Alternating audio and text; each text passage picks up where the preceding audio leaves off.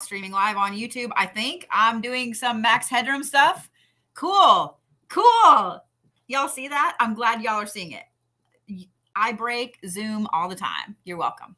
So this is my guest, Miss December Lace here. For those of you guys that don't know who she is, do I say ex-pro wrestler or pro wrestler? Are you still technically a wrestler or no? You know, a lot of pro wrestlers never really quit. They're like perpetually in it. Technically, I'm retired.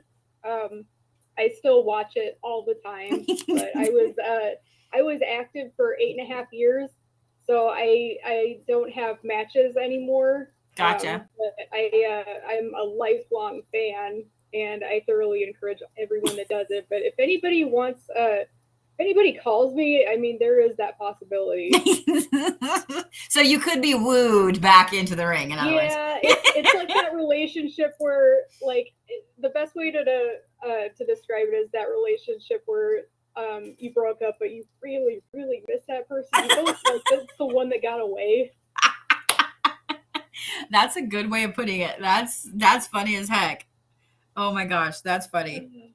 So tell them where all you wrestled, because I don't know all of the things. People are like, here. I'm like, I don't know. So I'm going to let her tell you guys where she wrestled, because I'm not don't hate me, okay? Like, I don't watch wrestling. My kids used to. My sister and her family are massive fans, like to the point that my nephew's room is full of, anytime any new wrestler comes out, they buy it. They have all the old vintage ones. Now, I am jealous of the vintage ones. Like, they even have some of the cool stretchy Hulk Hogan's. And I'm like, okay, these are fantastic. Like, I just want to come over and play with them. How could you not be jealous of the vintage ones? Oh, like, yeah. They're cool. Like, if I see Macho Man, I'm just like, yes. Like, my favorite shirt ever, it's Macho Man's face, and it says Savage AF on it. I'm like, oh, my spirit animal. I love that. Like, when he showed up in Spider-Man in the movie as he was Bonesaw McGraw, I just, yes. So much yes right there. And anybody that is as happy as me watching that, just, I love you so much.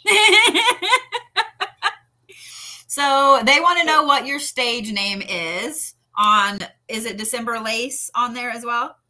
Well, it was December, or sometimes I was called Miss December. Okay. Well, first of all, thank you very much for having me on here, and to your audience, thank you for letting me on here and letting me talk your ear off. I know that sometimes when people are on a show, it's kind of like, who the hell is this? Get off! I just want to see the person I'm used to seeing, and I know how that can go sometimes. So thank you very much for allowing me to share some time. Absolutely. Today. I was so glad you wanted to. Hopefully will be entertaining for you. But I wrestled primarily in the Chicago area. It was a total of 9 states. I did it for 8.5 years. I was the women's champion 5 times for Pro Championship Wrestling. That was my home fed. And I was lucky enough to wrestle some of the wrestlers that you all probably have heard of if you're a wrestling fan. So I did get to work with people that I often joke that I'm not famous, but my friends are, because a lot of the people that I was training with or that I grew up with in the wrestling industries are on TV now. I said, that's awesome. Yeah. It wasn't really a career path I wanted to do for myself, but I definitely wanted to do it, on a continual basis, because I really like the intimate setting of the indie circuit, and I got to interact with the fans a lot. That was a big, I don't know what a positive, inspiration for me to do, because I got more time to talk with fans, and that was always, a good reason to stay local. Yeah. One of those things was I got to wrestle on military bases and speak with the troops, and that was really important to me too. So I liked being able to do that as well. I love that. I'm trying to watch comments. Y'all's questions are going so fast. I'm like, I don't even know. Hang on a minute. So, okay, hang on. Okay. There we go. So everybody's like, oh, any friend of Bodhi's? Yeah. So we're going to talk about some cool shit. If you guys have, wrestling questions, I'm sure she'll be happy to answer them. Hopefully I can words them. I do have stuff that pertains to Bodhi's normal stuff. I have lots of comic stuff too. So like I promise if you're not into wrestling, it'll be a fun show. And I know how to read the room, so it's totally cool. I'm not gonna leave you if you're not into wrestling. It's fine. I meet a lot of people every day that are not into wrestling, and a lot of people don't even know I did it like for weeks or sometimes even years. They're like, "Oh my god, you did that? I had no idea." And yeah, so I don't. It's kind of fun watching their reaction a little bit later. Hey guys, how are we? Yeah, we're gonna talk Alice in Wonderland because she's a big Alice in Wonderland fan. I have lots of art to show you. We're gonna talk about art. We're gonna talk about all kinds of stuff. So I met her briefly in passing, really quick, and then we've gotten to know each other more on Instagram and texting back and forth. When I was in Chicago last May. So I guess you came by the booth, and I either wasn't there or I was reading. I can't remember what it was, and it was just kind of like in passing. That whole show was crazy. I brought what I got from your booth. Oh! So if you guys wanted to know what led me there, she actually had the coolest booth at the horror con that I was at. I didn't get to see you, but her booth was slammed. And did you tell them how we met? Or how I was brought to you? No, I didn't. I haven't told them anything yet. I just told them you were going to be on, and that was it. So yeah, I'll let you go ahead. I was like, I have it. All I know is I came back to the booth, and April was like, "Hey, what did she say? I can't remember what she said. She's like, there was a wrestler here to see you," and I'm like, I didn't know there were wrestlers here. I was like, okay, like who, And so she was like, oh, December, and she'll be back and blah, blah, blah. And I'm like, okay, cool. And so then I got busy doing all this other shit, and I didn't know, I don't know. That whole weekend was kind of a blur. Like as soon as we got back up to the hotel room, I was like face plant on the bed. Like they just went and did their own thing. I don't even remember telling her that I did that. From what I remember, I waited in line to get this because this is awesome. You guys can see this. The intention stone and then the planchette holder because this is just the coolest thing. Awesome. And I really wasn't expecting to see a booth like this at a horror con. I go to cons all the time, comics and horror, total fans of that. But just the customer service that you guys had was hilarious. And even though that you guys were slammed, you guys still took time with everybody. It was really cool. You guys had merch that was amazing. So I posted it on Instagram and I tagged you guys, and then you were just really, really cool with me. Aww. I don't even know if you don't tell anybody that. I do this for artists and stuff at the booths. If I get something, I'll just tag them and I'll say this artist is doing this. I think you should check them out. They're a really good person because artists, I think, don't get enough traffic. Yeah. And they don't get credit, and it drives me nuts because I'm like, this is their livelihood. And with all the movies and comic book stuff that's coming out these days, a lot of people have no idea where that came from or where that started. And honestly, a lot of the graphics these days are taken right from the artist, and they're not given credit, and they're not making any money off of it. And a lot of it's just cool, and I want to know where it came from. And I'm imagining people are like me too. They just want to know, hey, who did this cool thing? And when I see something online, I'm like, I want that, where I can see it. I need to see that every day in my life. That inspires me. I want that.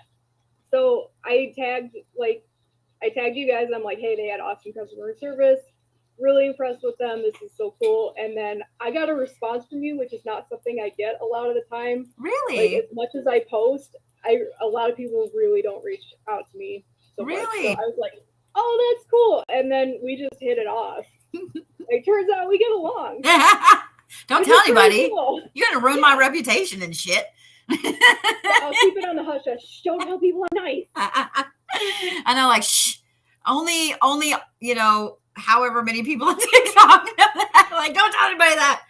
Yeah, I'm surprised. I don't know. Maybe I think some of the reason that I always check everything on social media. I'm old and I was around before social media, and I was on kind of that cusp, that forefront of helping businesses understand social media and helping them build their profiles and so on. And so one of the things that I would always say is you have to answer everybody. You have to pay attention. you have to pay attention to reviews. You have to pay attention to comments. Like, you can't just let shit go and build up. So I pay attention to everything. Y'all think I don't see all y'all's comments, but I do. I see them. But so I check tags, I check mentions, all those things. And so when somebody, like, you posted, like, the posts you made were so cute, like, laid out everything all beautiful. And I was like, oh my God, this is cute as shit. So yeah, I had to repost and reach out and say thank you and all this stuff. And yeah, I do that. I do that on TikTok too, or I try to. Sometimes it gets overwhelming, but sometimes it gets overwhelming. Well, so. I bet, like, you had a lot of people. That's why I really wasn't, like, I don't do it expecting anything. Like, I really don't have the intent of people reaching out and talking to me. I know that artists are busy. Like, I do this so that they don't have to. Yeah. Like, a lot of the time, because I know how much they need to get to their art and how much they need to respond to people with orders and all that. So it's really not my intent to do that. But just seeing that was a really big smile on my day there, and that was cool. Aww. And I'm glad it led to this. See, now I'm like blushing. I'm like, stop. Now I have another friend that likes Alice in Wonderland and you like horror movies. And yay! Yes, I need a PR rep. I mean, I do. I really need an agent when I need at this point, because I'm tired of reaching out to some of these shows and stuff. I'm like, I don't want to deal with you guys. You're assholes. But it is what it is. It is what it is. Like, I hear that from so many people, and it's unfortunate because a lot of the people that are applying to cons and all that, they are the nicest, sweetest people. Like, artists are really, like, they're the kindest, most generous people. Mm-hmm. And then the people that are responding to them, they don't really understand how much an artist actually does. Like, they're a one-person shop, like, for everything. Yeah. And it's really stressful for them. And then I know a con person, like the booker and all that, they have a lot of stuff to do too, and maybe they have a bunch of bad days, but overall, from artists hearing it, it's so much to deal with, and they're not really very kind to them back. Yeah, and that's change. One thing that, like, I don't understand. I've been doing conventions for a long time, like even before the TikTok thing or whatever, like a long time, 2013, long time. And so I mean, maybe it's just true to the whole Capricorn aspect of myself, but like, I take score and I will hold a grudge. And if you treat me like shit, if you're treating a little vendor like shit, then I don't, if I get bigger, I don't want to give you my business or my money, because you're treating the little people like shit so you can treat the big people like that. No, I'm not going to do that. And so there's a couple of shows that I won't go back to, big, huge shows. I won't go back to, like, they've treated me like crap. And what's even funnier is I had one of them reach out to me the other day asking me to come to one of their conventions. And I was like, oh no, like, you completely fucked me over. You were a jerk about it. And I'm really nice, because I understand that at conventions, most people bitch. I get it. So I'm usually like, hey, I really appreciate the way you did this. I appreciate that. I always say thank you, and I'm really nice. And so I was nice about how they fucked me over. And I was like, hey, I don't know if y'all realize this. They realized it. But I was like, I don't know if y'all realize this, blah, blah, blah. And the guy mid-sentence turned around and walked away from me, and then avoided me the rest of the weekend, and then never answered my emails, like all this stuff. And then reached out to me the other day, like, hey, I see that your TikTok following has grown and we're promoting TikTokers. And I mean, it was all I could do not to take a video of me with every middle finger I could find and send it to him. But I did not. I just did not answer him. I left it on red. It on red. Yeah, there's a saying that I learned in wrestling, and it applies like to life. And I keep that very in the front of my mind. It's I'm gonna botch this, I know I am, but the concept is there, so I'm trying. It's one of those days like you're having to, but it's like, be nice to the people on the way up, because those are the it's like those are the asses you're kissing on the way down, or something like that. Yeah, something like that. But it's absolutely true. Like, the people that you are seeing on your way up are the same people you're seeing on your way down. Yeah, like, it's a balance in life, and you are absolutely going to get to that point at some point, or someone is. And it happens more times than people realize. So, especially in like comics or in wrestling or in cons, and I mean, it definitely happens everywhere in life. But yeah. Yeah.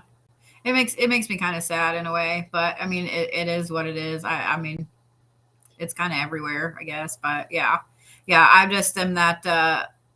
I will hold a grudge forever. I am that person. I will hold a grudge forever. So I'm the same way, and I don't feel bad about it because my philosophy is if I'm the villain in your story, it's because you lack accountability. mm-hmm. Like as long as people take ownership for something that they've done, like I'll take my steps to forgive. But if people are just like blowing it off or whatever, I'm like, I'll remember that forever. Like we're talking Edgar Allan Poe stuff. So what? Don't be worse, people. We're not talking like Dateline stuff. We need to talk So I'm curious. I don't have any of that level of stuff. Like, but I'm just realizing, like, hey, people don't really know me. That's their first introduction to me, and they're gonna be like, "Oh my god, she's nuts." I am. They'll like you more. They'll like you more. I was thinking about being an agent for some of the comic people because they are dealing with this. And I'm like, I dealt with wrestling promoters for however many years, and I'm like, I'll handle that because I'm used to it. I was by myself, and people that were outweighing me by 200 pounds or stiffing me on $10, and I had to go and handle it. So, oh my god, I've dealt with people worse than you. I'll deal with you for people that I care about. Hell yes. Like this is a little light. Can we do this? Thank you. Yeah. I had to stop somebody this past year. It was a very good friend of mine in comics. Somebody had they had permission to sell their prints that they had bought from them and signed. But what they were doing is they had taken like a PDF file, printed it, and then were selling it from the artist. So like they were making illegal copies and selling it without the artist's permission or consent. And I could tell from like 2 tables away that they were doing this because I have a lot of this artist prints. Like we've been friends for probably like at least 5 years now, and I have his stuff like all over my walls. And there's a very specific like size that he does. It's not like artists have this size. Like a lot of them are like 11 by 17, but his are a little bit bigger than that. So I was able to spot, and I could tell like the color was off too. And it wasn't like something that like, I mean, I see these every single day, so I'm very familiar with these. And I texted him, I'm like, hey, does this person have permission to do this? I know that you're very like close to what you sell, and you have a handle on pretty much everything that you do. So is this person doing this on your behalf?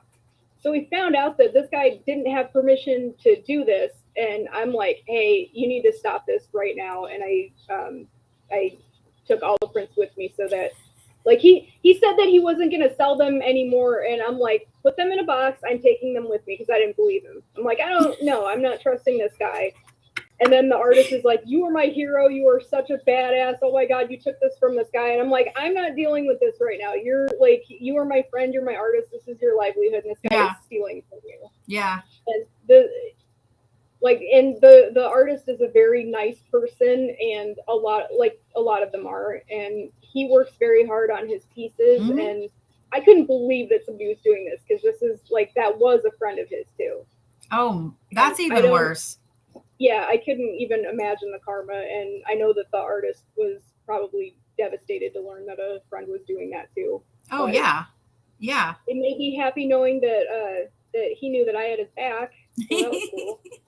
I'm like what I'm hearing is that you're going to become an agent. That's what I'm hearing.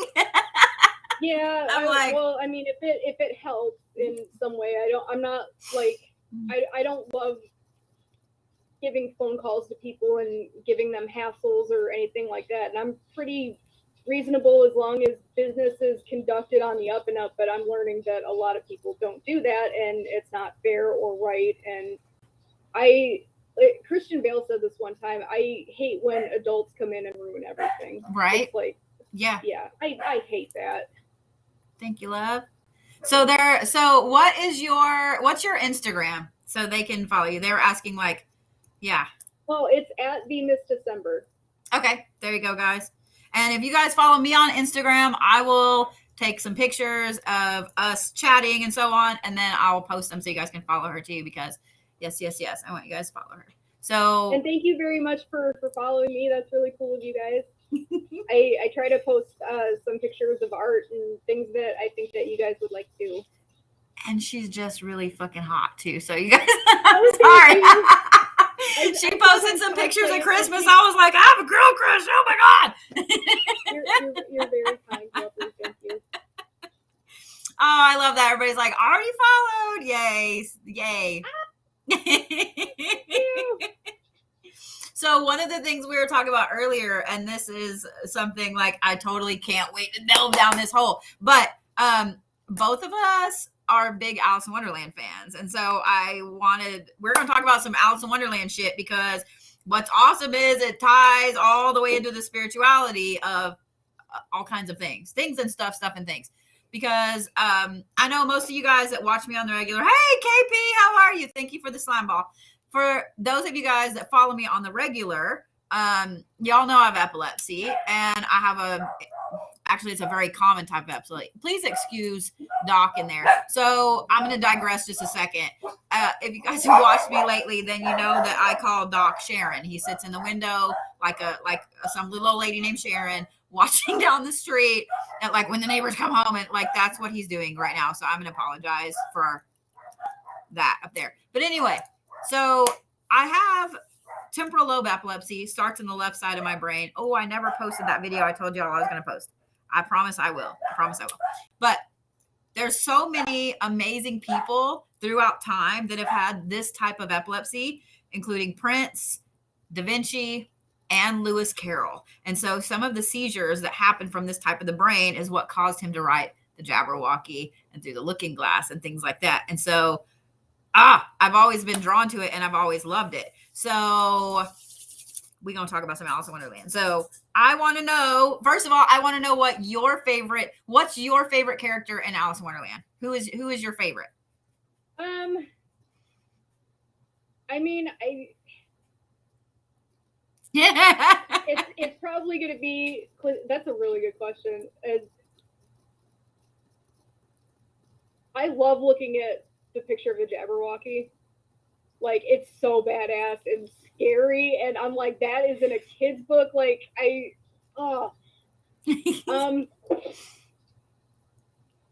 love everybody on here. It's overwhelmingly the Mad Hatter, it seems to be. Yeah, like, he's nuts.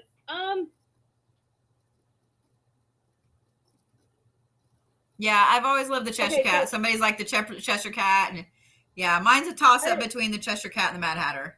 I'm gonna go with Cheshire Cat. I showed you the picture of the tattoo yes. that I want to get, and like I go with Cheshire Cat all the way. I love this. Everybody's like back and forth. Mad Hatter, Cheshire Cat, Mad Hatter. Okay, so now I want to know. Now I want to know. We're gonna do a poll. Okay, so let's see here. If it'll work. I may have broke TikTok. If I broke TikTok, I'm sorry. All right. So red is the Mad Hatter. Actually, let's do red is the Cheshire Cat. Blue is the Mad Hatter. There we go. I want to see who wins. Okay. So yeah, red is the Cheshire Cat. Blue is the Mad Hatter. I want to see who wins. And then I'll have to tell her the results here in a minute. But which one's yours? Mine's a toss up. Like those are my two favorites. And so in the old cartoon Alice in Wonderland, it's absolutely the Cheshire Cat. But in like the Tim Burton ones, it's the Mad Hatter. Like I like the Cheshire Cat, but I don't know. I like the Mad Hatter more in there. I think because they flesh out the character so much more, and because the Mad Hatter in the cartoon Alice in Wonderland, he's kind of creepy. He's kind of weird. Well, in the Tim Burton one, I'm going with Alice. Yeah. The Alice in there is badass. Well, there was actually 2 times I'm comfortable saying that Alice is my favorite character, and it's not in the original books, because anybody that like if you read the original book, she's annoying and like but Cheshire Cat one. Don't kill me, people! Don't kill me! But the Cheshire Cat one. Nice. What was the score? Like, was it a slim margin or?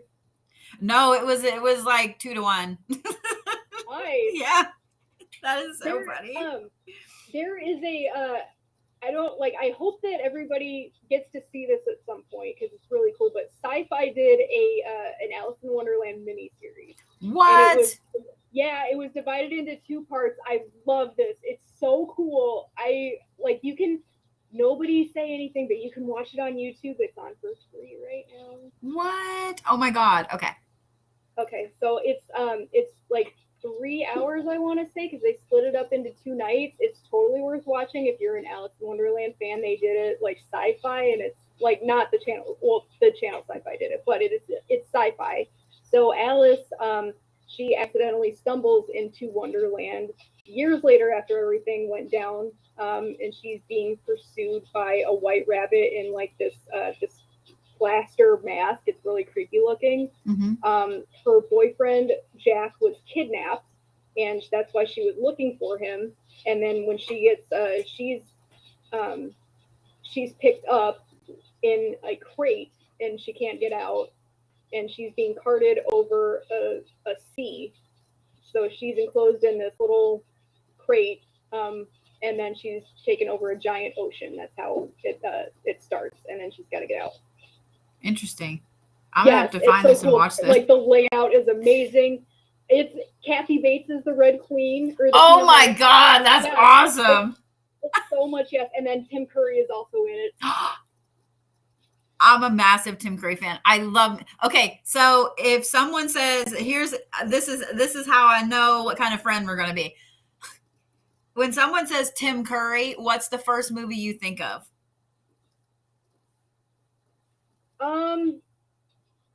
I'll be honest, it's Home Alone 2. I know it's Home Alone 2. That's okay. Guess what mine is? It's so not mainstream. The first thing I think of when someone says Tim Curry is the Three Musketeers with Kiefer Sutherland and Chris O'Donnell. I've never heard that one. I know. He was the best Cardinal Richelieu. I'm like, he's just an evil fuck in that movie. Like, yeah. So I know everybody's like, oh, Labyrinth or Rocky, the Rocky Horror Picture Show. And yeah, everybody's like, Rocky Horror. Oh, Clue. Yes, Clue. He was good in Clue too.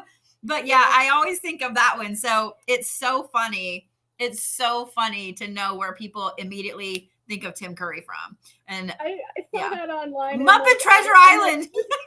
First of all, I'm just glad that that's a question that brings us all together. I'm like, this is the world that we're in right now, and having that just kind of gives me hope for the future in these bleak times.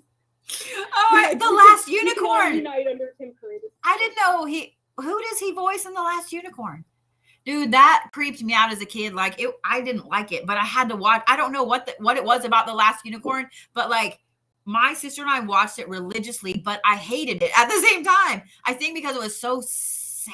It was so sad. Yeah, most people say it. Yeah. I'm fine with hearing it though, because like it's impossible not to associate that. Oh yeah, so damn good in that.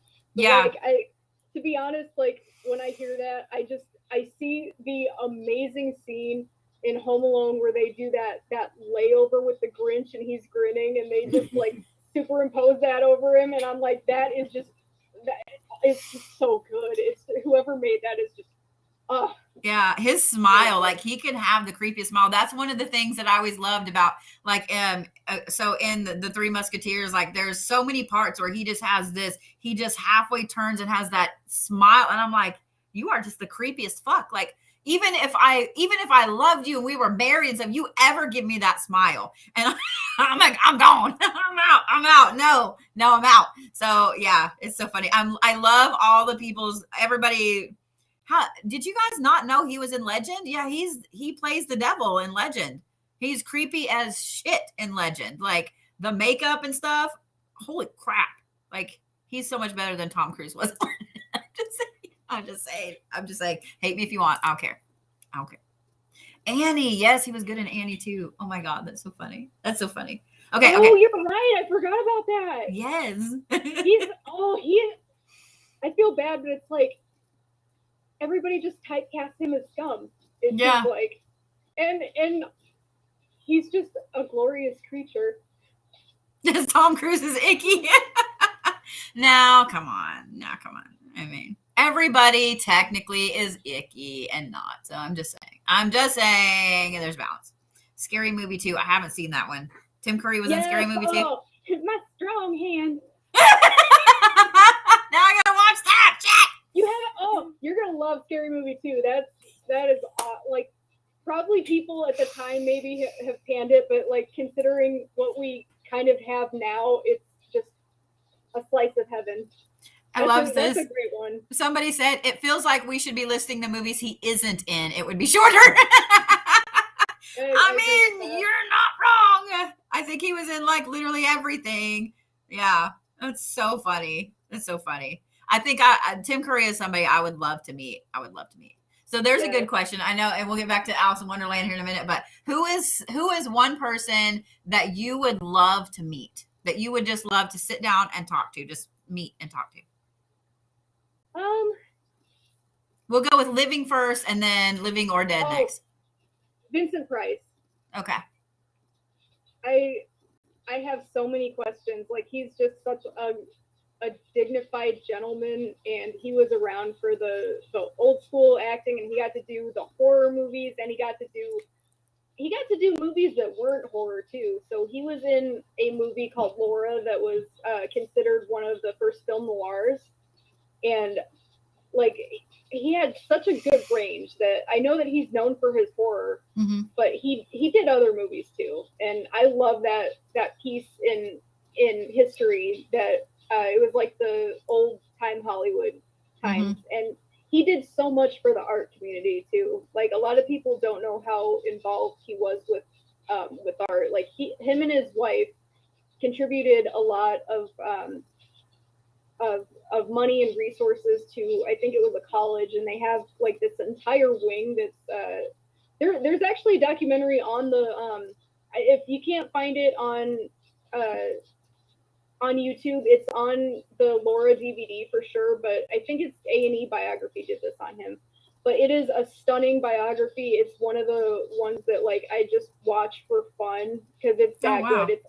It's uplifting and just really good, and it just shows you what a good life he had and how good he was to other people. And like, to be honest, I cried. Like, he was such a good man, and I wanted to be a good person because I watched that.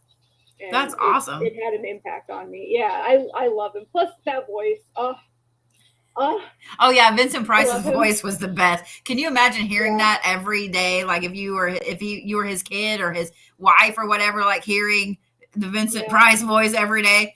Can you imagine the pranks he would play on people? Like, I would totally be using that. Like, you're in the shower and I'm like saying some shit. Like, yeah.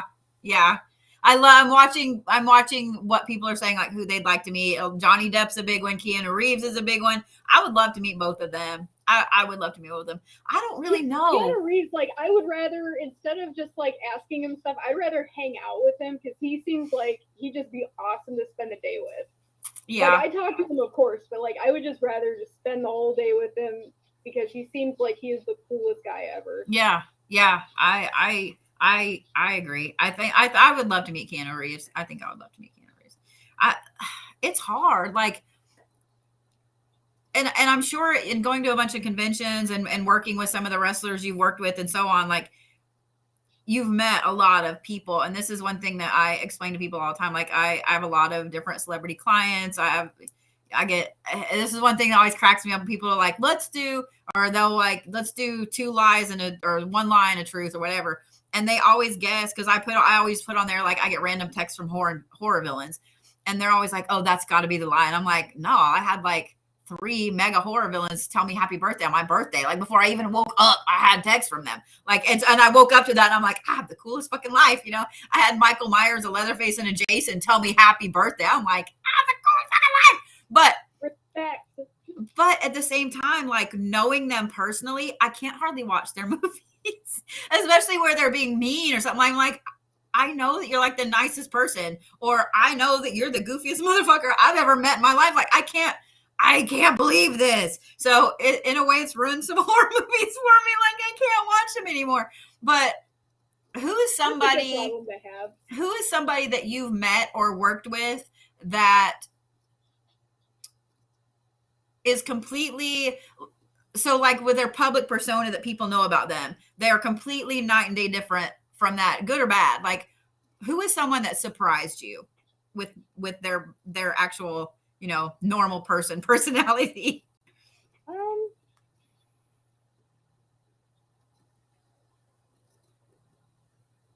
yeah, I don't.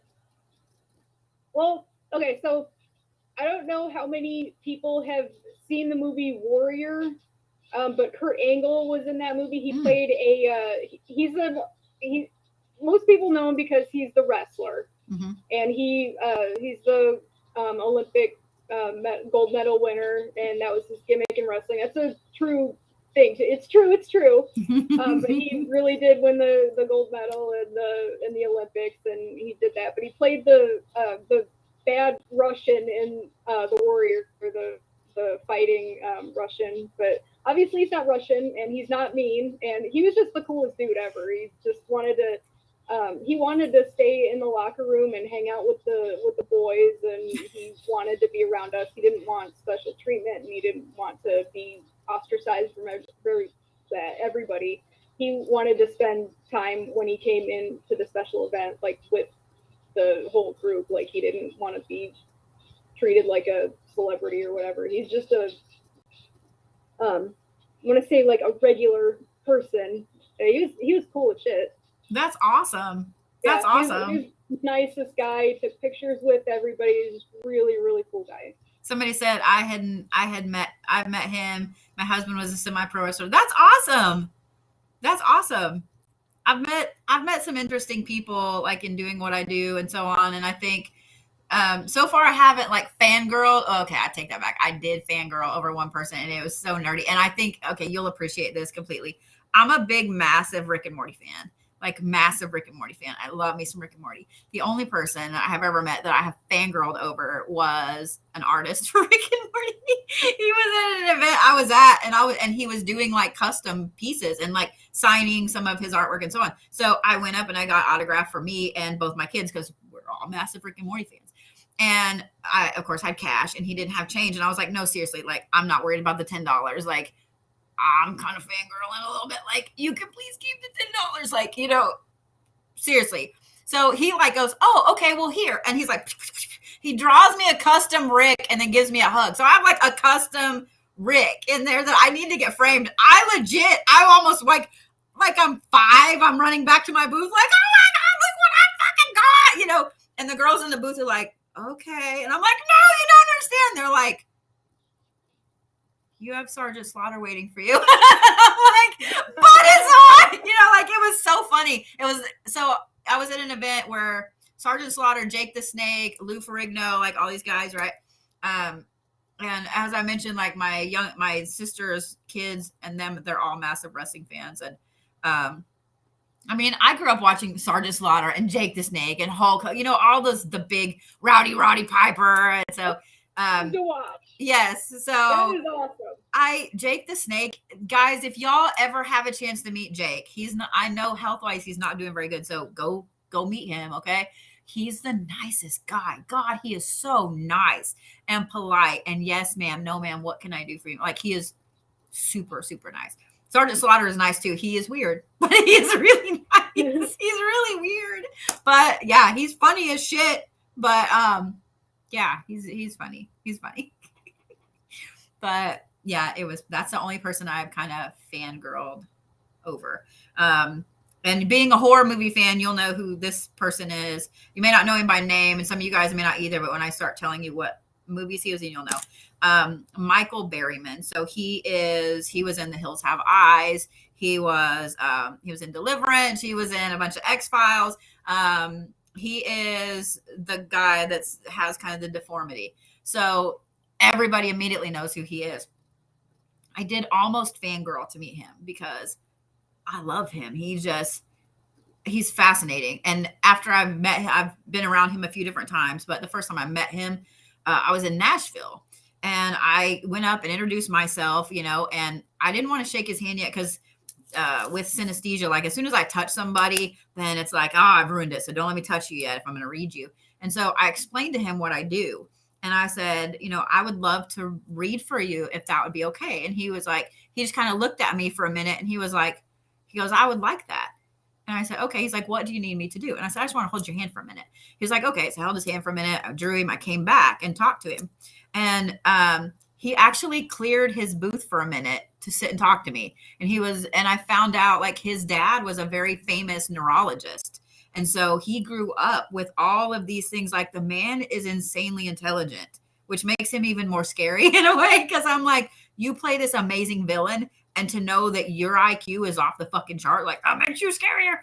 But like we sat and talked auras and spirituality and the brain and broken brains. And I mean, I was like, you're the nicest guy and I love you. And you're like my favorite guy now. You're my favorite guy now. And then I had to rescue him at the bar later. I felt really bad because he is so recognizable. He doesn't hang out, you know, with like some of the other people down in the bar.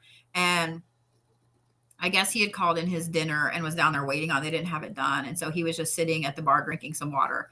And these two ladies came up and they were just, blah, blah, blah, blah. You know, one of them was drunk as fuck and they were just all over him. So I was sitting with some other people and I just went over there and I was like, hey, Mr. Berryman. I was like, we were totally waiting on you. I didn't see you come in. Like, we've got you a chair. And he just grabbed my arm and off we went. But yeah, we got over to the table and he sat down.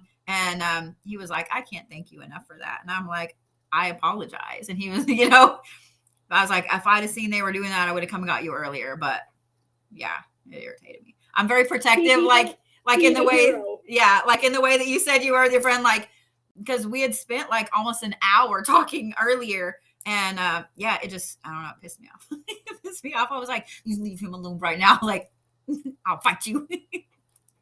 Like, I don't even know how to fight, but you know, I'm the crazy person. I'll take off my pants. Nobody wants to fight the pantsless lady. I'm amazed that like that's the first one you went to. Like most people are like, I'll take off my shoes, I'll put my fists up. No, you just like went right for I'll take off my pants. Well then. Yeah, I mean, right? I went and saw Rodney Carrington one time. And he said that he was like, and it was so funny and it was so true because he was like, yeah, at this point, because he's short, he's a little bit short guy, right?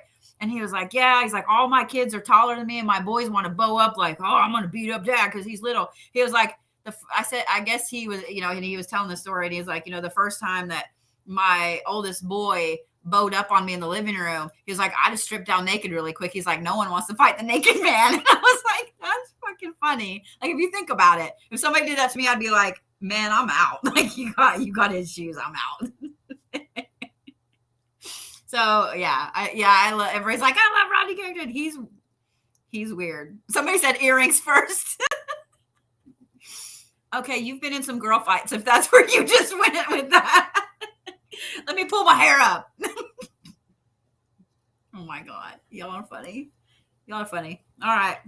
Let's not talk about fighting anymore. Or pantsless fighters. I don't know. I digress. I think it's funny. It is what it is. Everybody else thinks it's funny. Well, it is. There's another comedian that gave the best piece of advice ever around the same thing that you just mentioned. I repeat it all the time. I don't know who it was, otherwise I'd give him credit. I wish I knew who it was. It said anytime that couples fight, they should always argue naked. I'm a big believer in that. I mean, yeah, that's not wrong. Yeah, like not much of an argument after that. That, or you know, I don't know. Never mind. I'm not gonna go. I just embarrassed my own self. There you go, guys. I just embarrassed my own self. So let's talk about Alice in Wonderland, and I want to see some of your artwork because I know that you've got artwork sitting there. Okay, before we get derailed and people start getting angry, this is one of them. Oh my gosh, that's one of your artist friends? Yes, his name is Jesse Wichman. He did another one. This one is one of the ones that did not get picked up as a cover. I think he did this as a commission. That one's gorgeous. Trying to get, no one canceled me. Yeah, those are cool. I would kill myself in those shoes. You have not seen these beforehand, so you didn't approve this. And I don't want to get you in trouble. But yeah, just as long as we're okay with the butt. Those are so pretty, dude. Dude. He's a fantastic artist. Like, holy crap. Yeah, he is very he's very intricate with his drawings, and this one unfortunately wasn't a cover, but he sent me this as a print as a surprise when I ordered like from his site. So his site is jessewishman.com. He's on my Insta if you want to see him, but I didn't get it in time for the show, but he did another cover for Zenoscope, the Wonderland series, and he does have a cover for that. It's really cool. It's Alice, and she's sitting on a chocolate fountain with strawberries. Oh wow! And, and she's got the seductive pose, and yeah. she's got the strawberry, and it looks really cool. So he does have that on his website. If you're interested in that one, shoot him a message. I'm not sure what he has available, if he has them available. He's really nice. You can he's very very cool with his fans. He's very responsive at cons and stuff, and he's got like a lot of other like fairy tale type stuff up there too. And he's very you can stare at his pieces and find something like different all the time. Sorry, I'm looking at you. So do you guys know this artist? Somebody was like, who is that? Rome artist. Look up Rome artist. Okay. Say the name again. Then, what's his name again? Jesse Wichmann. Wichmann. Thank you, Tosh. Tosh is going to put it up for you guys.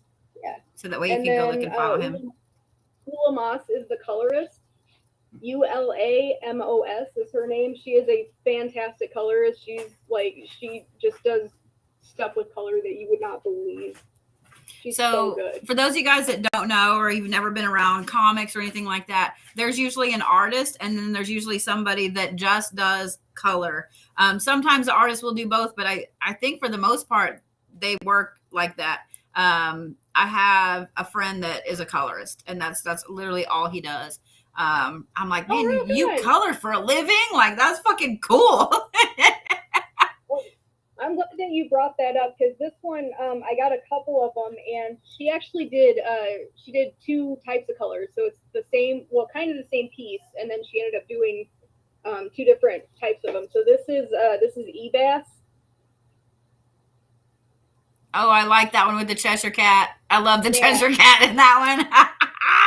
So the colorist is Nia Rufino, and she's a legend in comics. She's really, really cool. Like, she responds to emails. She's got, like, she draws and she colors, but she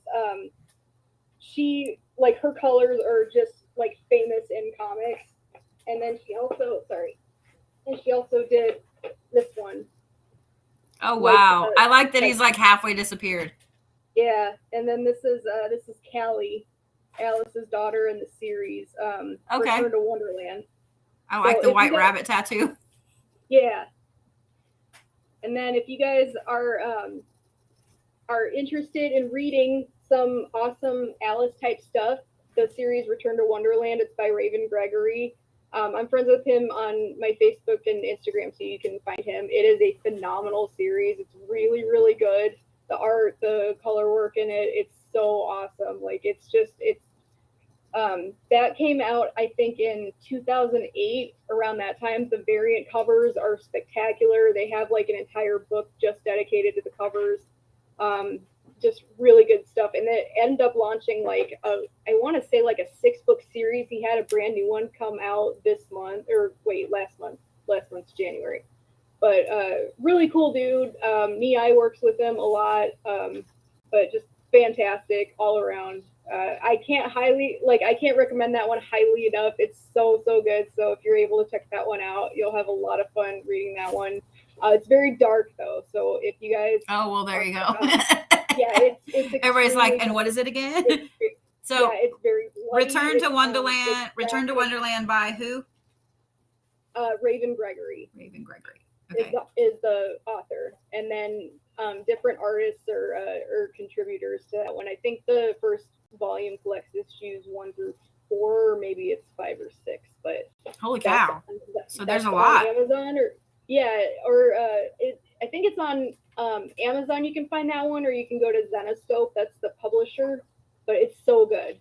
And then all of the artists and all of that, they're on my Instagram. And then they're really cool about seeing people that love their work. So if you want to, a lot of people don't know this, but artists are actually if you message them and say, hey, I'm a big fan of yours, they're not scary. So please do. They love hearing that from you.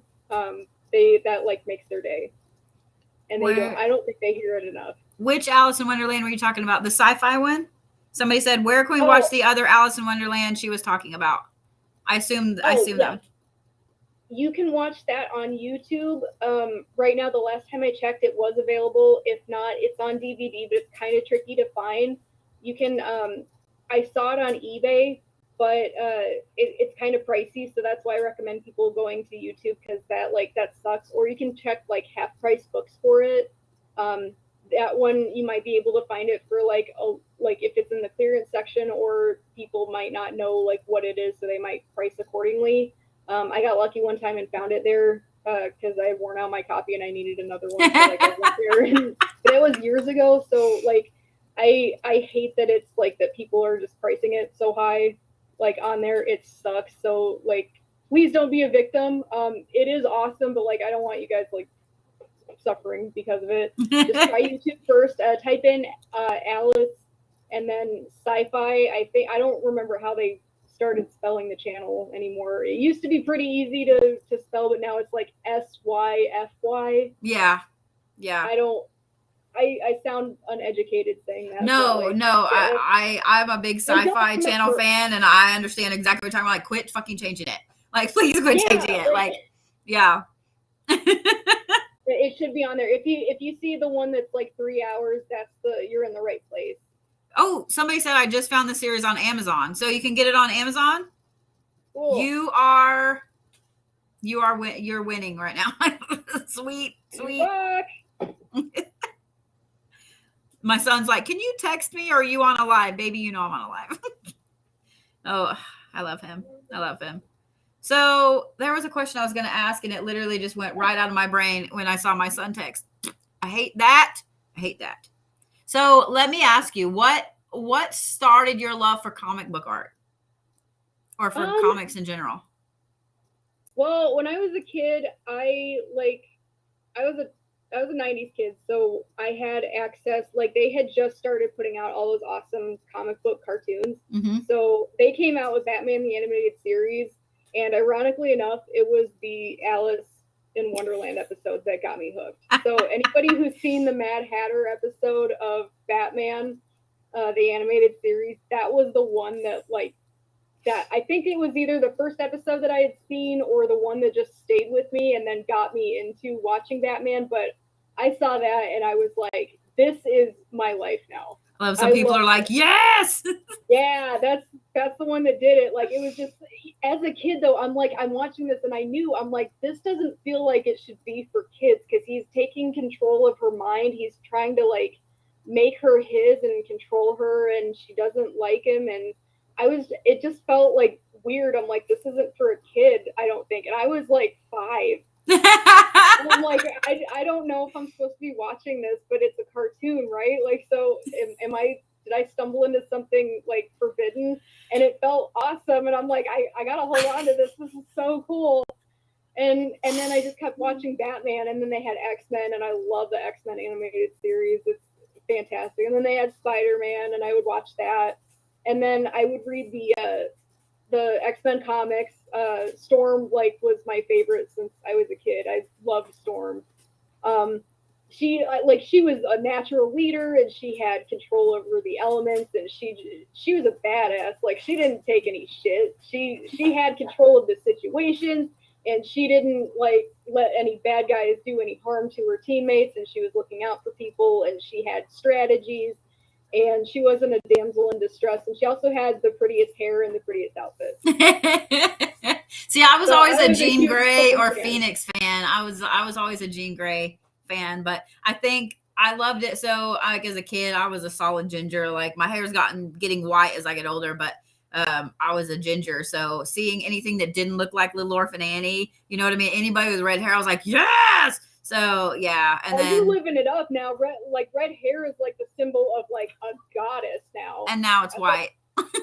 Oh, and now you're storming, like just living my dream. Yeah, well, for the longest time, like you can tell, like really when I do this, my bangs are two different colors, and I don't make it that way. Like this side is white and this side is strawberry blonde. But for the longest time, I had a rogue streak. I had a streak about this wide right here. It was solid white. It started here and went all the way down, and the rest of my hair was red, and I didn't have to do anything with it. So it was really cool. I was all about that. And of course, after the first X-Men movie came out, you know, with her in it, everybody's like, oh, you dyed your hair like that. And I'm like, no, no, it's been like this. It is what it is. So yeah. Oh, Gambit's a good one. Yes. Everybody's like, love Gambit. Yeah. I hated my hair when I was younger, and I hated even more when people were like, old ladies pay all this money to get that color out of a bottle. And I'd be like, well, I'll shave mine off and they can fucking have it. Like, I don't like it. But yeah. I used to dye it back red in the winter, and now I got to where I feel like I look weird when my hair is dark. So yeah, can't do it anymore. I love that Batman is what got you hooked on that kind of. Like, my favorite thing now is that people have access to it across the board, because a few years ago, like 2002, I want to say like a few years ago, and now I'm thinking it's like 20 years ago, and I'm dating myself, and that sucks. But in my world, a few years ago was 2002. And I loved that since I was a kid, and it was always in my mind, and I didn't have access to it, and that's what I wanted to watch. And the only way that you could get to see that was the DVDs, and they finally came out, and I was like, oh, this is great. So I got them for my birthday, and I got to see them, and I was like, this is awesome that they finally produced these. This is so cool. And now on HBO Max, they have them, and like everybody can see them, and some people, they're seeing them for the first time, or they're watching them with their kids, and now like everybody knows what that is, and they're seeing how good they are, and they're like, this is the best thing that I've ever seen, and they're really excited about it. And I'm like, I'm so happy that everyone knows what this is. I'm like, so some people are gatekeepers, and they're like, I've been watching it since it first came out, and I can't stand those people, because my first question is, what is your favorite episode? I can't wait to talk about this with you. Like, tell me everything. Like, what were you doing when you watched it? Like what is your favorite character? Like, what do you like the best? And I'm so excited that more people know about it, because it's like, this should not have been like kept a secret. This should have been like everywhere, and I'm so happy, because if I'm 5 and it's been my favorite show since I was 5, like, other people need to know about this. except for the original Twilight Zone, because that's up there too. But like some of those, oh my god, those scarred me as a kid. They don't like the social commentary stands up. Yeah. Like, oh yeah, people are repeating it. Like, how are they not seeing that? Yeah. Yeah. One of the ones that screwed me up the worst was I can't remember what it is. If the guy has a car accident, or I think maybe he goes over to somebody's house for dinner. But anyway, he goes to the bathroom, and he opens a door, and there is a kid in this room. He opens the wrong door, but there's a kid in this room, and the kid has no mouth. Like it's just skin. And it creeped me the fuck out so bad. Like I still sometimes have nightmares about it. And so like, and then he panics. So he's like trying all these other doors, and there's an old lady in a rocking chair with the same thing, like skin. There's no mouth, just skin. And so like toward the end of the show, like something happens, and it's basically like they collect people. And so his mouth starts to grow together, like Neo in the Matrix. It starts to grow together like that. Somebody said mine was the pig nurse. Yeah. No with the pig nurse either. No. No. But yeah, the mouth one. There are ones that like stay with me, and then there's ones that like it's not so much like what you. Okay, so mine, I guess that's like that. It's called The Silence, and this one's not really well known, so I don't want to spoil it for anybody. So like, this guy I'll tell you what the premise is, but I want people to watch it, because my jaw hit the floor with the reveal, and I can't stop thinking about it. So like this guy makes a bet with another guy that he just won't, like he keeps talking, he won't shut up. He's really annoying. And he's like, I will bet you like $10,000 that you cannot, like, you won't be able to just stop talking for like a whole year. So he builds a glass box in his living room and he provides him with everything that he's going to need, this guy, so he can make sure that he doesn't talk. And he's got like the sounds hooked up so he'd be able to hear if he speaks or not. And this guy really needs the money, and he's like, I don't think that you can do it. So he wires it up so if he makes a sound that he'll know about it. And it's like this millionaire dude, and he's like always like throwing around his money, and he's like, I bet you can't do it. So here's $10,000, which back in the day was like $1 billion. Yeah. So it's the 50s, early 60s, and then at the end they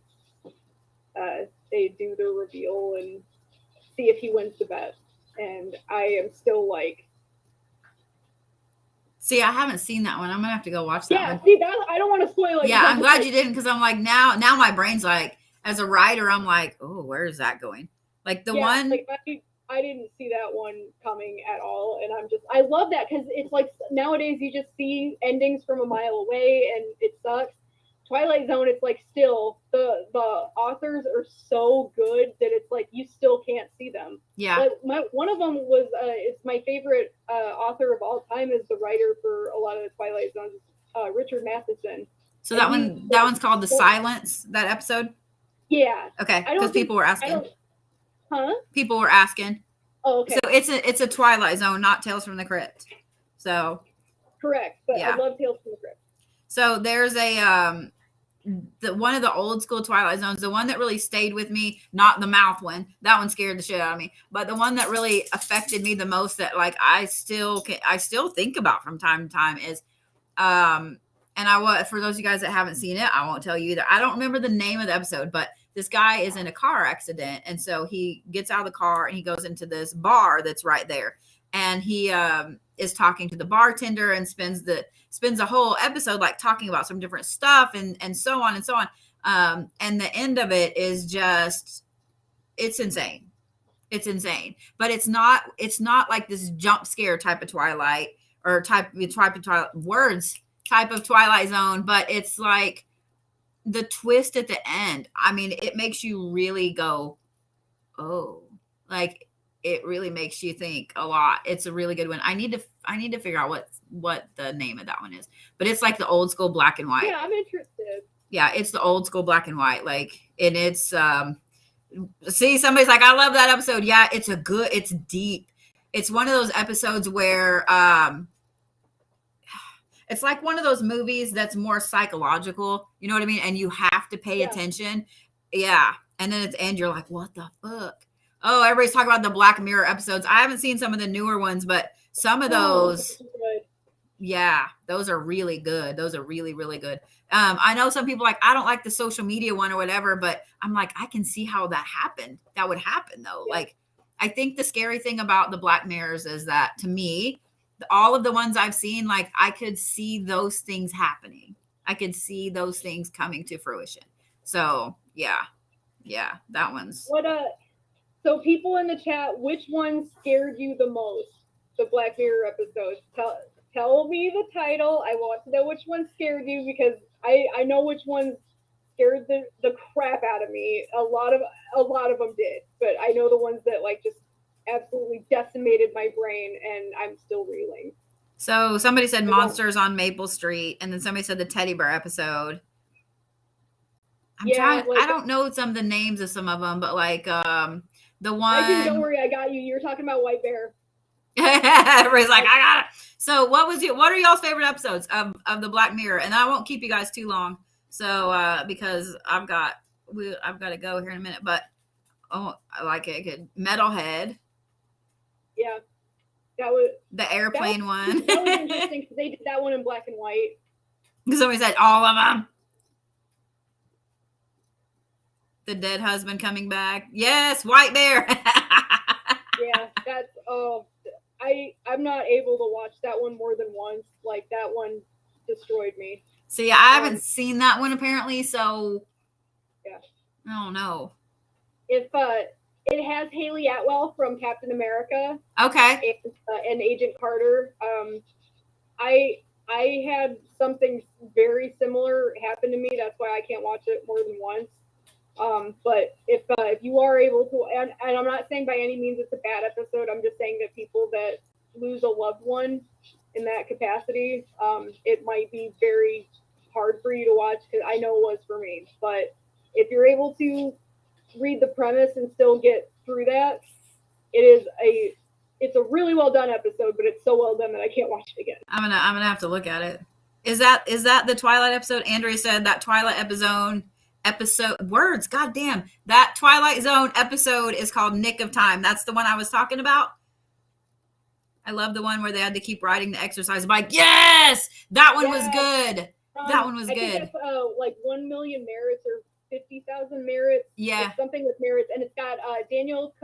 I can't pronounce his name. Kaluuya.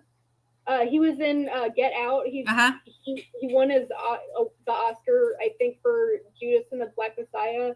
Phenomenal actor, just so good. And he's in that before he started like winning all these awards and getting in all the other movies. And he was just so amazing in this. It's really good.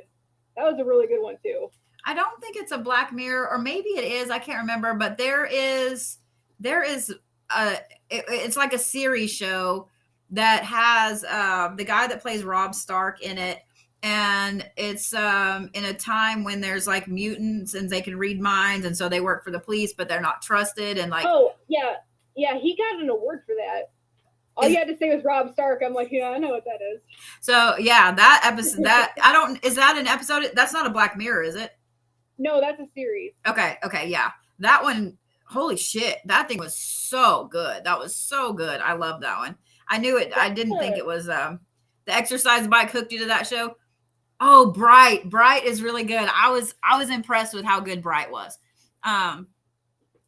So I can't remember the name of it, but the one Black Mirror where the technology is hunting everybody, the little dog, the crazy dog technology thing. Oh my God, that one creeps me out. Like, I actually have nightmares about that one. Like, I'm like, you little bitch.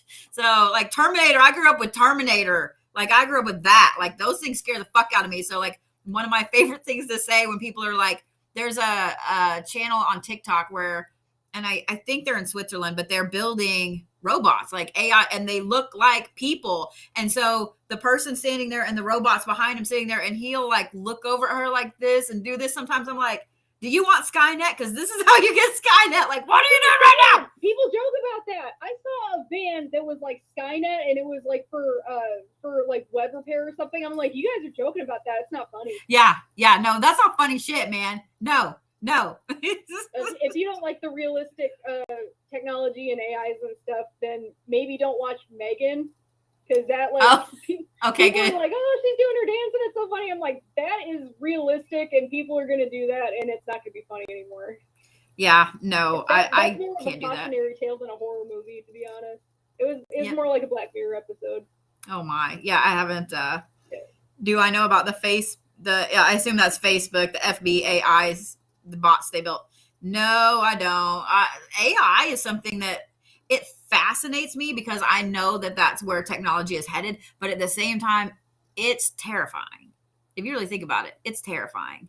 I mean, that's where we're headed. We're either headed to Terminator or WALL-E. Y'all pick one. They shared something over Facebook. I'm not sure like where it came from, but they did this AI thing where they created like Polaroid looking pictures of people that were not people. It was just AI generated, but it looked realistic, but you could tell, like, if you looked really close, that it wasn't really people, and it was spooky. And yeah, it just messed with me. I'm like, it looked. The best way to describe it is like if you ever saw an episode of Euphoria, it looked like that, but not really. Okay. So if I'll find it, I'll show it to you. It's like it looked like people that were all like, it looked like on a movie set, like they were going to a party, but not exactly there, like what people think that should look like. So someone said they built AI bots that created their own language. Their own builders had to destroy them. See, that makes me sad. That makes me sad. When they become self-aware of Skynet and people are not taking that seriously. Yeah. That it does make me sad though, because it's like you created something that was smart enough to make its own language and to learn, and you know what I mean. Like, when do you cross the line with that self-aware line? I mean, it's spooky, but at the same time, I'm like, yeah. Everybody's like, the Megan movie freaked me out. I don't remember the name of the thing with Rob Stark in it, but it's fantastic. I'll find it. It's fantastic. It's really good. It's really good because I think the reason I like it too is because I can see that happening, because humans always are going through unique evolutions. And so if you look at all the people that have interesting abilities and gifts now, I mean, it's coming. It's coming. You don't want to do all those Sarah Connor pull-ups. I don't either, man. I don't either. Like, I used to think like 10, 15 years ago, I'm like, yeah, if there's an apocalypse, like I want to be Michonne and like, rah. No, no. I'm diabetic. Bodyguard? I'm diabetic. I don't want to be worried about, oh God, I got to have candy or I'm going to die. Just no. Is it Bodyguard, the show? Is it Bodyguard? Maybe. I can't remember. I know it has him in it. British TV series. Okay. Yeah, and it's got the girl with the red hair and like they have the marks on their faces, or it's like maybe it's not marks. Well, maybe it's like the other one is the American one, and it's Citadel. Maybe that's the one I saw. I don't remember. There you go, guys. Those are the ones. Look up those ones. So yeah. Oh, the helicopters are out tonight. Yeah, the super smart AI is interesting. It's interesting. So yeah. The movie is actually showing us what's coming. Yeah, I agree. I mean, seriously, like I can see where X-Men could be a thing on down the road. I mean, the way that normal, people that don't have any mutant abilities and the government treat them, like I can see that. And it's pretty sad if you think about it. It's sad and it's scary. Do you want supervillains? Because this is how you get supervillains. This is how you get supervillains. We can get supervillains now the way that people are treating each other, and that's the really sad thing. Yeah. Like I don't know like how people are not seeing that. It's like, just calm your shit. Yeah. As long as we can all agree that tacos are awesome, we can just chill out. Yep. Yeah. No, I completely agree. I was going to say something else, and then I saw someone say, hang on. The Last of Us. Yeah, my kid talked me into watching it, and I really like that one too. I think the ones that I like the most are ones that you can realistically see happening, and the fact that The Last of Us actually scares me more than The Walking Dead does, just because like with The Walking Dead, when you die, you're going to turn into a zombie. Like, it is what it is. And so somebody got to be ready to stab you in the head or whatever it is. But like with The Last of Us, like that is scary. That's a scary form of zombie. Yeah. I mean, with every other zombie, it's you're dead, so you don't know that you're a zombie. But with these, when they talk about the phases of it, and for a while that you're still you, but this fungus is eating you from the inside and making you do these things, and you remember doing them. No. Like, I can't think of anything more terrifying. To be locked in your own body. I've been in a coma before, and I don't remember shit. So, that's okay. But I'd prefer to not be in a fungus. Have a fungus in, I don't know. You know what I'm saying? You know what I'm saying? So, yeah. The Lincoln Model L100 drives itself. There's no steering wheel or driver. See, I've watched Demolition Man a little too many times, and I can't. I don't think I can do the self-driving cars. Murder, death, kill. I can't do those. No. When does it become hell then? I'm afraid I can't let you do that, December. Yeah. When? Yeah. No. Then it becomes Trapper Keeper. Right. And then I'm stuck in Cartman goo, and then it won't let me have control over the car, and I really shouldn't care because it's my limo driver anyway, but I should have told you I normally like do stuff in character, but I was like, nah, this is literally the first time we're meeting each other, so I was like, yeah, I'm not gonna do that. You could have totally been in character. We would have all been down. Been down. I know, but like there's a lot of stuff that might not prepare some people for that, and I'm like, hey, Carmen, thank you for that. I love you. Thank you so much. Oh my god.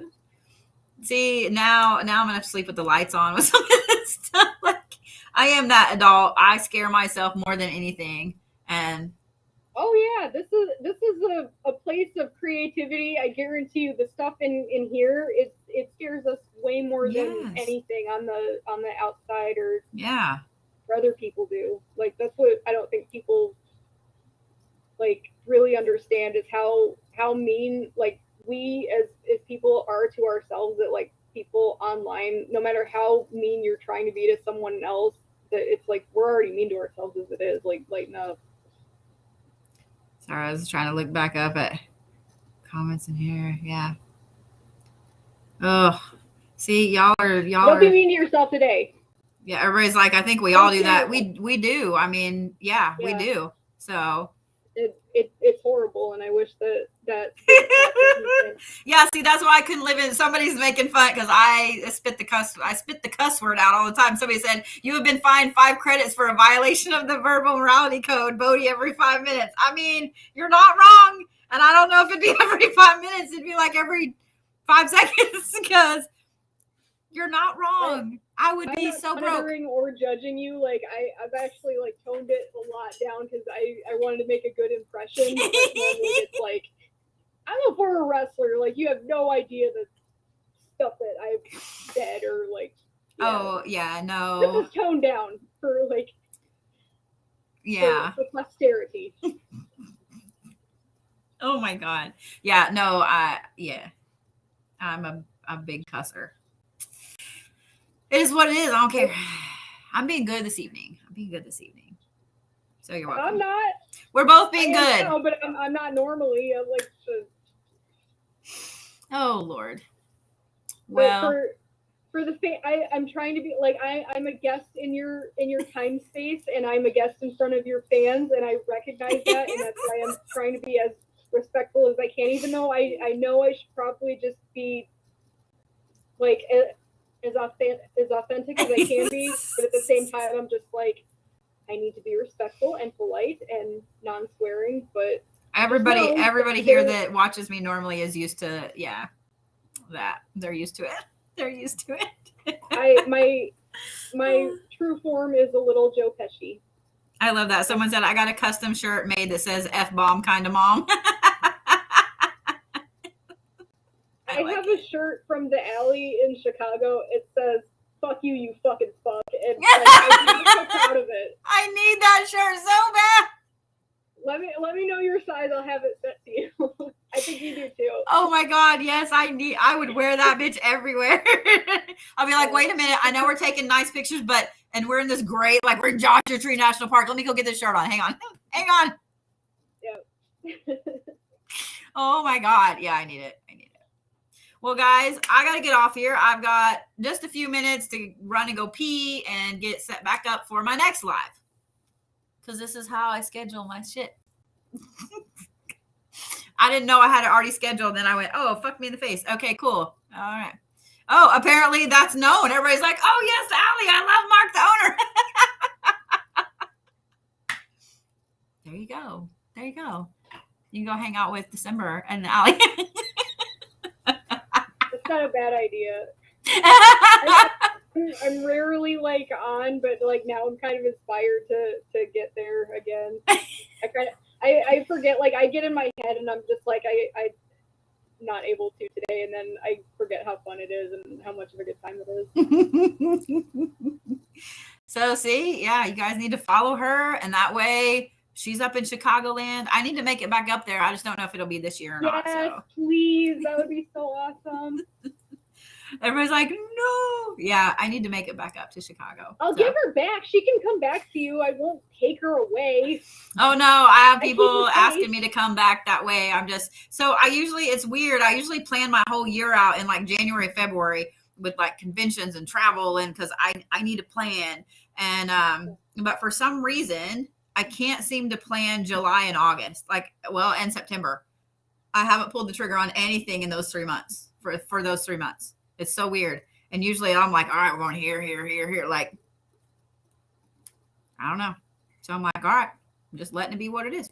There's obviously something important is going to fall in there. And I'm going to be like, I was going to say that's being left open for a reason. Yep. Absolutely is. Absolutely is. So, all right, guys. Well, I got to go and I'm going to let December go. And you guys make sure you follow her on Instagram. Follow me on Instagram. I'll post her goodies on there. Okay, that sounded really bad. I will post a picture of her and tag her. That doesn't sound anywhere near as bad as some of the other stuff. Like, you're good. Calm down. But I'm even doing this. I'm like, I will post her goodies. Fuck. Cookies. Dirty-minded bitches. Cookies. I know your dirty minds went somewhere else with that. Oh my God. I'm digging myself deeper. Yeah. There you go. This is why we love her. It's all good. I don't even give a shit anymore. It is what it is. It is what it is. So, but she posts a lot of artwork, guys, especially those of you guys that love the anime, the comic style, things like that. I didn't even realize there was such this massive comic art, like, and I didn't realize it. And so I love your posts. I love seeing some of the artwork you post. And yeah. I love yours. Oh, You keep that going. Well, I try. So everybody's laughing. Y'all love me. I love you too. I post things of the spiritual and the witchy persuasion as well. So if you're not so much into comics or that, trust me, I do have the Halloween type stuff too. Lots of Halloween. Every day is Halloween for me. I deliberately wear Halloween socks every day. So it's Halloween in my world, like all the time, every time. I think I'm actually. It might say today, December, but it's October in my life. Yeah, today I am. I'm actually wearing matching socks. I'm a little disappointed in myself. They're just plain black socks. I'm disappointed. I went to the doctor Monday, and because I'm diabetic, they check your feet and all that stuff like that. And so I was joking because she always laughs because she's like, "What kind of socks do you have on today?" And I was like, "I wore MTV socks for you today." She's like, "Sweet." And so I took my boots off. I was like, "Oh, an MTV and an ET sock." Sorry. Like, I thought they were both MTV, even if they were different colors. But yeah. Oh my God, those are cute. These are like some of my favorite ones. It's a scaredy cat on them, and then this is like extra soft. Oh my God, those are cute. I have monster socks that I found on Amazon. They're like super fuzzy, and they have these weird eyeballs on the side, and then they have ears that stick out the top, and some of them have just like one ear or one tooth or whatever. Yeah, they're awesome. I wear those a lot because yeah. All right, guys. On occasions, I wear my shit show socks. That's what I need. I need shit show socks. I have the ones that say "fuck you" on the bottom and "fuck off" on the bottom. Like you can't see it until you hold your feet up, and then it says "fuck off." I'm gonna send something to you. Send me your address. I have something that I want to send to you. I'm not gonna tell you what it is, but like I need you to have this in your life. Well, hopefully it's a "fuck you, you fucking fuck" shirt. Besides that, it's something else that I thought of. Oh my God. All right. We'll just do a gift swap. How about that? I'll send you something and yeah. You don't have to. I just I thought of it and I was like, you can post it if people want to know what it is, but like, yeah, I don't want to tell anybody, but like if anybody needs to know, just like follow, and if you decide to post, cool. But yes. Like I have one and I'm so happy with it. I'm like, you need one. This makes me so happy. It's gonna make you so happy. Oh God. Well now I'm dying to know. Everybody else is dying to know too. That's so fucking funny. Oh my God. It's not going to be that like, okay, now I've hyped it up too much, but yeah. I'm sure it'll be epic. And awesome. What is up with this? Y'all, I got to have a talk with this. I don't know what's going on here. It was great earlier. And now every time I touch it, it's like, looks like Tina Turner, like the Wish version of Tina Turner. It's not a good thing. It's not a good thing at all. Well, let me pause YouTube.